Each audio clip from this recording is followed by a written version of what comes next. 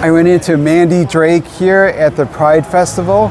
Mandi is running for New York State Senate. Yes. So Mandi, how's your campaign going? So the campaign's been going really well. It's been gaining a lot of organic momentum, both in person and through social media channels. I've been connecting with a lot of the local community action groups, especially here today at Pride Festival. There's so many awesome organizations that came out and represented some of the local options that we have for people in the area, which is great. And as a legislator, I really want to make sure that those types of groups have access to the means that they need to continue the important work that they do.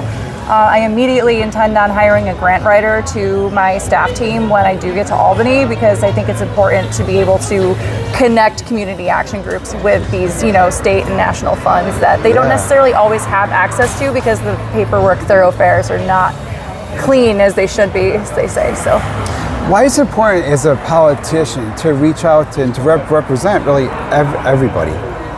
Well, across the board, solidarity is incredibly important, and the recognition of people's humanity in all spaces is beneficial for the common good. Yeah. And I think that a lot of the messaging gets clouded by, reactionary statements about individual causes or groups.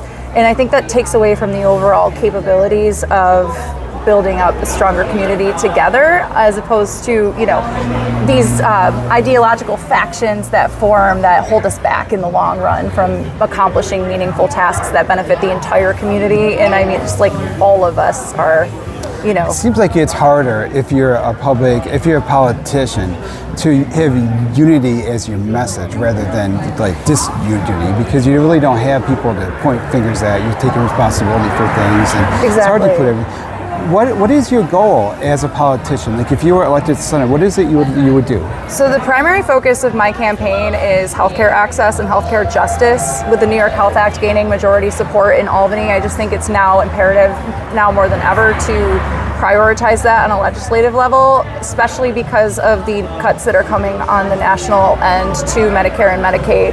And come 2027, I don't think people are realizing just how much that's going to impact every individual family and household. How will it? What's going to happen in 2027? I keep hearing about these cuts, and how will that impact the people that are watching this video? So the various cuts to public services that have been taking place on the national level, and people want to say, "Oh, keep it local, talk about local stuff." But what I want to point out is that we need leadership that's going to protect locals from the fallout of the recklessness at the national level, because those cuts aren't partisan. It's not, only Democrats losing their health care, only, everyone's going to lose their health care. And I don't think health care should be considered a partisan issue. What are the cuts, and who will lose their health care in 2027? So basically the cuts are to Medicare and Medicaid primarily, which are... A lot of people are on Medicare. Yeah, exactly. A lot of older people. A lot of older people are on Medicare. So, it's gonna lead to a reduction in services and ultimately a reduction of providers, because there will be less incentives for those providers. Not that there are many right now, but there will be even less incentives for providers to stay in the area,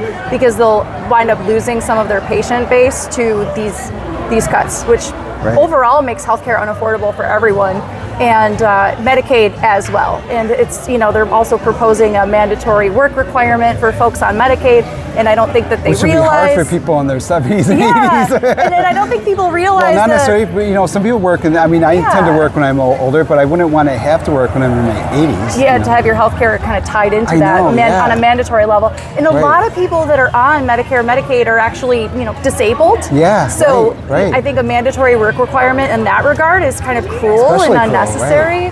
So what could you do, like on the state level, if you're elected to the Senate, to protect people? Absolutely. So first and foremost, my main objective is to do everything I can to collaborate with Albany to get the New York State Health Act passed. What is the New York State Health Act? So New York State Health Act, it's actually an older piece of legislation. It's been kicking around for almost a decade, but it's gaining majority support, and it's also been updated and adjusted to suit the current environment. Yeah. Basically what the New York Health Act would do is bring comprehensive coverage for all New Yorkers.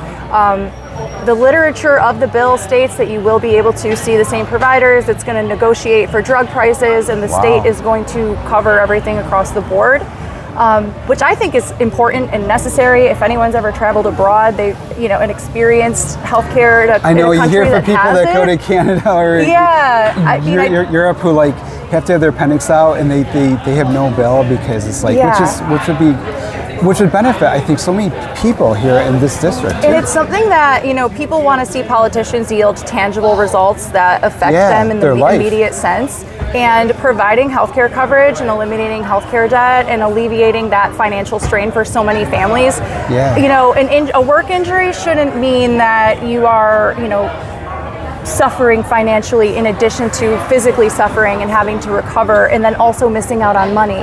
Right. We're just, they're nickel and diming us from every angle. And even with the exorbitant prices that we pay for healthcare, what are we getting out of it? What are the healthcare providers getting out of it? They're all also underpaid. Doctors have to spend half their day arguing with insurance companies so that they could be spending time treating their patients. And overall, I just feel like there is so much more potential for growth if we fund a state-sponsored healthcare program. We could prioritize getting providers here. We need to keep young people interested in joining the medical field and not paywalled from their vocational dreams. Yeah. And as it pertains to Pride, I mean, we're systematically losing access to clinics that service vulnerable folks in the LGBTQ community, including LGBTQ youth, which is incredibly important to continue to do work for and through the community.